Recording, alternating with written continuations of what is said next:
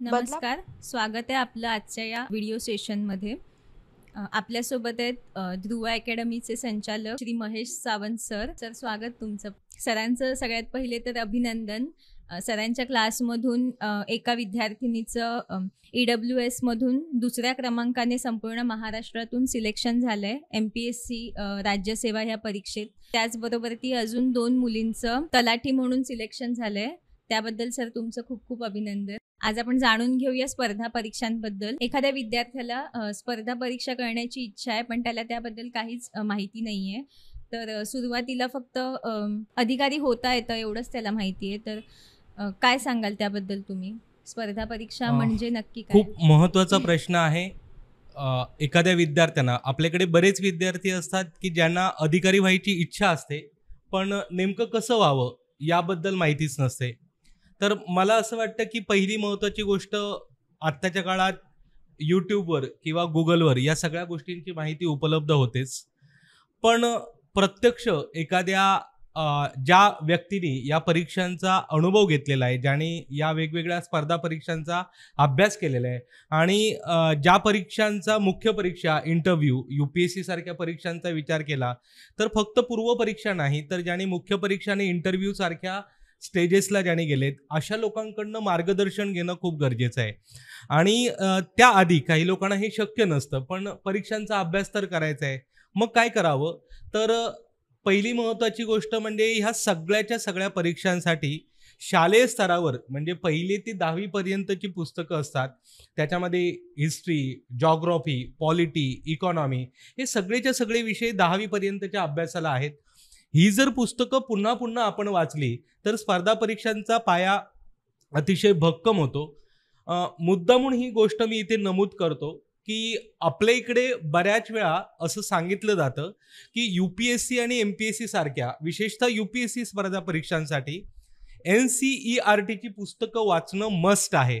पण आता असं होतं की ग्रामीण भागात बऱ्याच वेळा ही पुस्तकं मिळतच नाहीयेत किंवा शहरी भागात सुद्धा ही पुस्तकं मिळतातच असं नाहीये. मग मुलं म्हणतात की आमच्याकडे NCERT नाहीये, आम्ही काय करावं?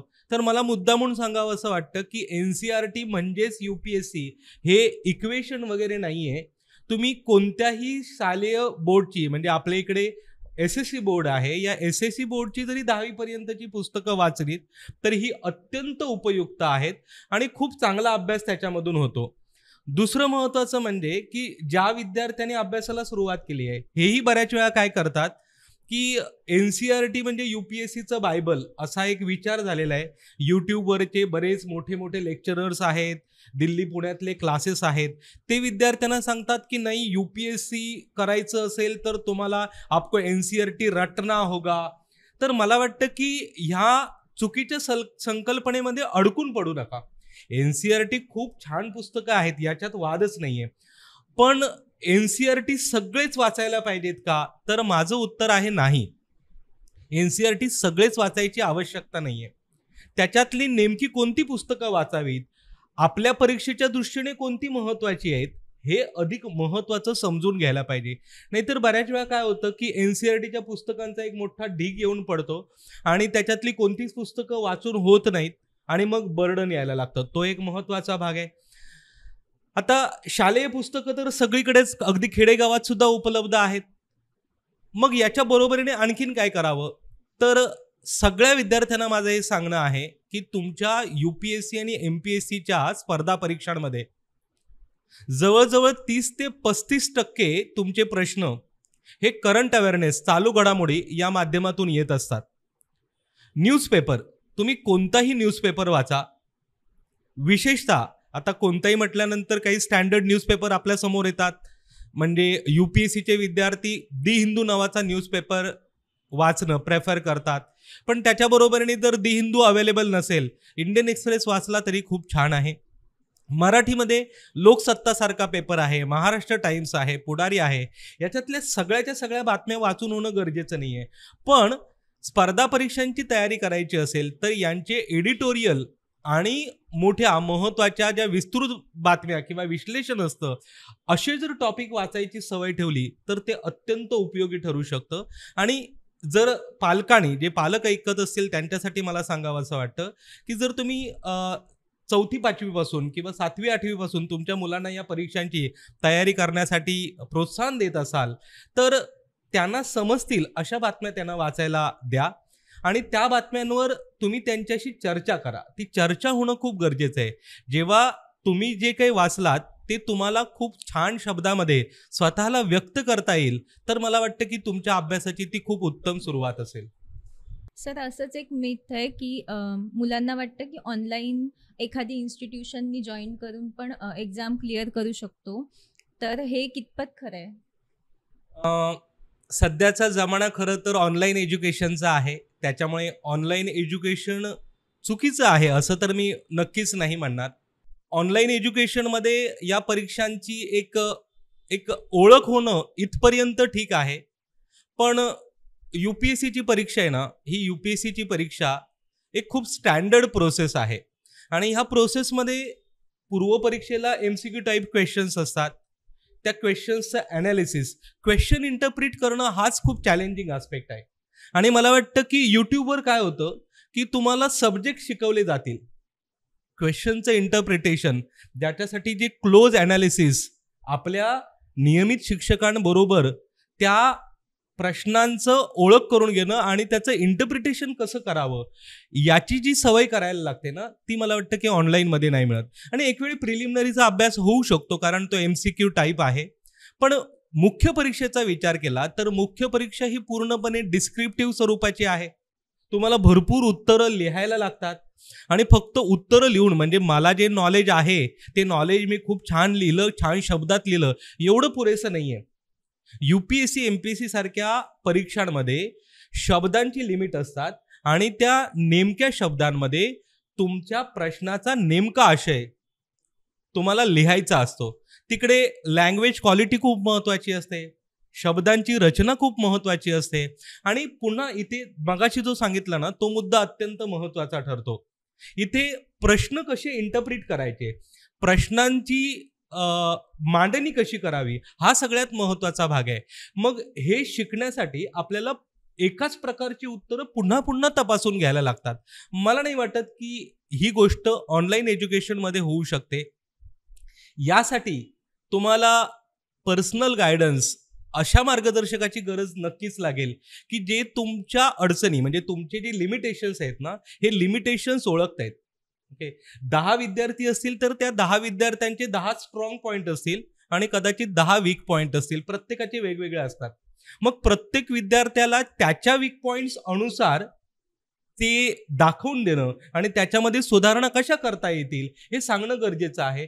हे ऑनलाईनमध्ये शक्य नाही आहे. आणि म्हणून आपल्याकडे असंच होतं, माझ्या इकडे अकॅडमीमध्ये सुद्धा बरेच असे विद्यार्थी येतात, ते म्हणतात की सर आम्ही या एका खूप फेमस ऑनलाईन प्लॅटफॉर्मवर ॲडमिशन घेतलेलं होतं, बऱ्यापैकी समजलं, पण ना पुढे आता काय करायचं ते समजतच नाही आहे. मग अशावेळी असे अडकून पडलेले विद्यार्थी खूप असतात आणि त्यांना आता पुढचा मार्ग सापडत नाही आहे. आणि म्हणून ऑनलाईन प्रिपरेशन हे चुकीचं आहे असं मी म्हणत नाही आहे, पण याच्यामध्ये लिमिटेशन्स मात्र नक्कीच आहेत. आजकालचं डिप्रेशन येण्याचं प्रमाण खूप वाढलेलं आहे आणि त्यातच ही परीक्षा एवढी कठीण असते की एकाच अटेम्प्टमध्ये क्लिअर होईल याची फार कमी शाश्वती आहे. तर अशा वेळेस स्ट्रेस मॅनेजमेंट किंवा मेंटरशिप ह्या 2 गोष्टींचा कसा मुलांना उपयोग होतो? एक्झॅक्टली, अत्यंत महत्त्वाचा प्रश्न आहे. म्हणजे आपल्या इकडे तर बरेच असे विद्यार्थी ज्यांनी बरीच वर्ष MPSCच्या तयारीसाठी घालवली, ते विद्यार्थी ऑनलाईन प्लॅटफॉर्मवर येऊन सांगतायत की MPSC UPSC परीक्षांच्या नादी लागू नका. हा निगेटिव्ह जो विचार येतोय याचं कारणच हे आहे की त्यांच्या आसपास असे अनेक विद्यार्थी आहेत की जे UPSC MPSC परीक्षांच्या मागे लागले आणि त्यांना योग्य पर्याय सापडला नाही आणि म्हणून ही निगेटिव्हिटी आहे. मुळात या परीक्षांचा विचार करताना आणि प्लॅन करताना कुठेतरी चुकीची झाली आहे. UPSC आणि MPSC परीक्षा ह्या खूप मोठ्या परीक्षा आहेत. जर एखादं मोठं युद्ध लढायचं असेल किंवा मोठं काम करायचं असेल तर आपल्याला स्ट्रॅटेजिकली जायला लागतं. मग ह्या परीक्षांचा विचार करताना सुद्धा आपल्याला खूप स्ट्रॅटेजिकली जायला लागतं. होतं असं की आपल्याकडचे बरेच विद्यार्थी ठरवतात की मला MPSC अधिकारी व्हायचंय, UPSC देऊन मोठा अधिकारी व्हायचंय.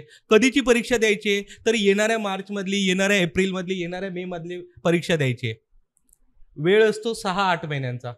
मग कुठेतरी त्यांनी यूट्यूबवर ऐकलेलं असतं, कुठेतरी भाषणामध्ये ऐकलेलं असतं की अमुक एक मुलगी 6 महिन्यात UPSCचा अभ्यास करून कलेक्टर बनली, अमुक एक मुलगा फक्त वर्षभरातच IAS बनला. मुळात मला हे स्पष्टपणे सांगावंसं वाटतं, जर तुम्हाला कोणी असं सांगितलं असेल की 6 आणि 8 महिन्यांच्या परीक्षेवर UPSC पास होता येतं, MPSC राज्यसेवा परीक्षेसारखी परीक्षा पास होता येतं, तर हे तद्दन खोटं बोलतायत, तुम्हाला फसवलं जातंय. या परीक्षांची तयारी करण्यासाठी किमान 2 वर्षांची तयारी लागेलच. हे आता काही विद्यार्थी असे असतील, बरं का, माझं असं ना नाहीये, काही विद्यार्थी असे असतील की ज्यांचं आधीपासूनच खूपच वाचन आहे, आधीपासूनच त्यांची अशा प्रकारची मानसिकता आहे, ते कदाचित वर्ष 6 महिन्यात झालेही असतील. पण हे एकाच दुसरं उदाहरण असतं. जास्तीत जास्त विद्यार्थ्यांचा आपण जर विचार केला तर त्यांना 3 वर्ष 4 वर्ष लागतात. MBA ची परीक्षा आपल्याला व्हायची असेल तर आपण 3-4 वर्षांचा विचार करतो. इंजिनिअरिंगची डिग्री मिळवायची असेल तर आपण 3-4 वर्षांचा विचार करतो. मेडिकलसाठीही तेवढाच वेळ जातो. अगदी आपल्याला जे रेग्युलर कॉलेजेस आहेत, डिग्री मिळवायची असेल तर आपला 3 वर्षांचा डिग्री अभ्यासक्रम आहे. मग मला सांगा की जी UPSC ची परीक्षा अतिशय अवघड परीक्षा मानली जाते किंवा जी MPSC ची परीक्षा अतिशय चॅलेंजिंग परीक्षा मानली जाते, ह्या परीक्षेचा अभ्यास 6 महिन्यात कसा होईल? हा जो विचार आहे, हा विचार मुळात चुकीचा होतो. आणि काय होतं की दरवेळी शॉर्टकट अभ्यास केला जातो, 6 महिन्यांसाठी अभ्यास केला जातो. यात आता पुन्हा आणखीन प्रॉब्लेम काय होतो की बरीच मुलं एकदा या परीक्षांचा अभ्यास सुरू केला की वर्ष 6 महिन्यानंतर येणाऱ्या प्रत्येक परीक्षेचा फॉर्म भरतात. मग तलाठीची परीक्षा आली तरी पण फॉर्म भरतात, ग्रुप C चा फॉर्म भरतात, ग्रुप B चा फॉर्म भरतात, राज्यसेवेचा फॉर्म भरतात, तलाठीचा फॉर्म भरतात, बँकेचा फॉर्म भरतात, रेल्वेचा फॉर्म भरतात. या एवढ्या सगळ्या परीक्षांची फॉर्म भरण्याची फीज खूप जास्त असते, त्यामुळे एक आर्थिक दडपण येतं. दुसरा प्रॉब्लेम असा होतो की दर 2 महिन्यानंतर आपण कोणत्या तरी परीक्षेला जात असतो आणि त्यामुळे एखाद्या परीक्षेचा जो सखोल अभ्यास व्हायला पाहिजे, हा सखोल अभ्यास होतच नाही. माझ्याकडे येणारे बरेच पालक मला येताना सांगतात की सर, मी याला ना नेहमी सांगत असतो वेगवेगळ्या परीक्षा देत राहा. मी त्या पालकांना तिथेच थांबवतो आणि म्हणतो की याच्या पुढे तुम्ही असं सांगणं पहिलं आधी बंद करा. तुम्हाला जर तुमच्या मुलाने अधिकारी व्हायचं असेल तर किमान 2 वर्षांचा वेळ त्याला किंवा किमान 1 वर्षांचा वेळ त्याला एकाच परीक्षेवर फोकस करू द्या. त्या एका परीक्षेचा अभ्यास पूर्ण झाला ना की नंतर मग इतर परीक्षांचा आपल्याला विचार करता येतो. आता UPSC सारख्या परीक्षेचा जर आपण विचार केला तर history, ancient, medieval, modern world, geography, world geography, Indian geography, Indian economy, science and technology, हा एक एक विषय एवढा मोठा आहे की एका विषयाला जर आपण डेडिकेटेड अभ्यास करायचा प्रयत्न केला तर साधारण 1.5 ते 2 महिन्यांचा वेळ किमान एका विषयाला लागेल. मग असे 10 विषय जर आपल्याला कंप्लीट करायचे असेल तर हे 6 महिन्यात किंवा 8 महिन्यात कसे होतील? म्हणजे मुद्दा सांगायचा असा आहे की आपण स्ट्रॅटेजिकली प्रिपरेशन करत नाहीये आणि याच्यासाठीच खरं तर तुम्हाला योग्य UPSCच्या काउन्सिलरची गरज आहे, जो काउन्सिलर तुम्हाला खरी खरी माहिती देईल. आता बऱ्याच वेळा काय होतं की आपण हे सगळं कुठून तरी अशा ठिकाणाहून ऐकलेलं असतं जे तुम्हाला सांगतात की शॉर्टकट अभ्यास होऊ शकतो, आमच्याकडे या, आमचे नोट्स वाचा आणि शॉर्टकटमध्ये प्रिपरेशन अधिकारी व्हा.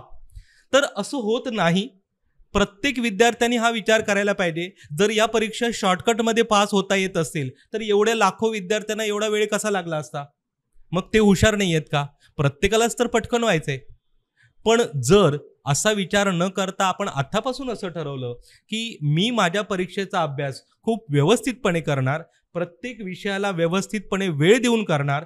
आणि मुळात आणखीन एक गोष्ट मी सांगू इच्छितो की तुमच्या अभ्यासाचे सुद्धा ना टप्पे असतात, फेजेस असतात. पहिल्या फेजेसमध्ये तुम्हाला संपूर्ण सगळ्या विषयांची फक्त ओळख होते, तुमचा डिटेल अभ्यास नसतो झालेला. हिस्ट्री वाचून संपलं, जॉग्राफी वाचून संपलं, इंटरनॅशनल रिलेशन मला समजायला लागले, पण मी एक्सपर्ट झालोय का? नाही. मग हा पहिला भाग. दुसऱ्या टप्प्यामध्ये आपल्याला ते अधिक व्यवस्थितपणे समजायला लागतात. तिसऱ्या टप्प्यामध्ये तुम्ही त्यांची उत्तरं लिहू शकता आणि चौथ्या टप्प्यामध्ये त्यांची तुम्ही उत्तम उत्तरं लिहू शकता.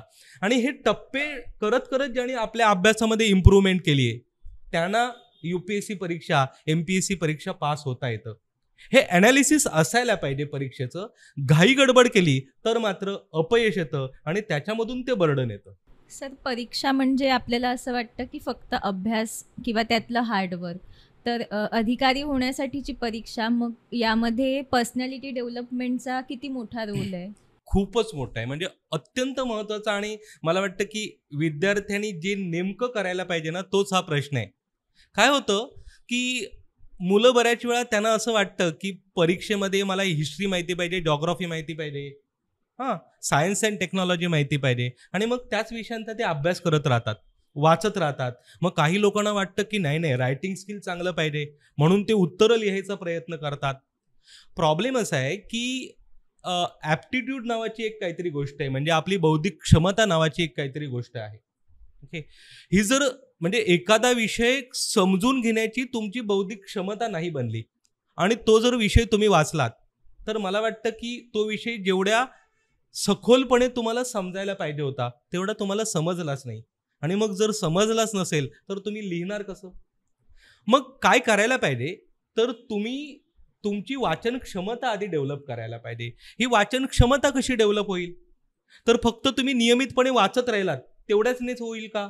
तर नाही. मला वाटतं की जेवढे वेगवेगळे विषय तुम्हाला, देशात काय चाललंय, जगात काय चाललंय, हे जेवढं तुम्हाला माहिती असेल, ओके, आणि मग ह्या विषयांवर इतर लोक काय विचार करतात, त्यांची विचार करण्याचा दृष्टिकोन कसा आहे, हे जेवढं तुम्ही समजून घेत जाल ना तेवढी तुमची विचार करण्याची क्षमता वाढते. आणि मग यासाठी गरज असते की तुम्ही जे वाचलात ते कोणाशी तरी डिस्कस करा, कोणाला तरी एक्सप्लेन करा. एक्सप्लेन करताना समोरच्यांकडनं काही सजेशन असतील, काही लिमिटेशन्स असतील तर ते ऐकून घ्यायची तयारी ठेवा. मग हे कसं शक्य होतं? त्याच्यासाठी तुम्हाला एक असा पियर ग्रुप तुमचा बनवायला लागेल की जो त्याच इंटेलेक्च्युअल लेवलचा असेल, त्याच बौद्धिक क्षमतेचा असेल किंवा त्याच विषयांवर बोलणारा असेल.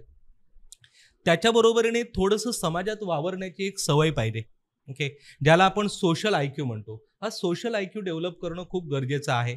कारण बऱ्याच वेळा असं होतं की आपण UPSC MPSC परीक्षा देऊन आपण सिव्हिल सर्वंट बनणार आहोत, आपण समाजात जाणार आहोत.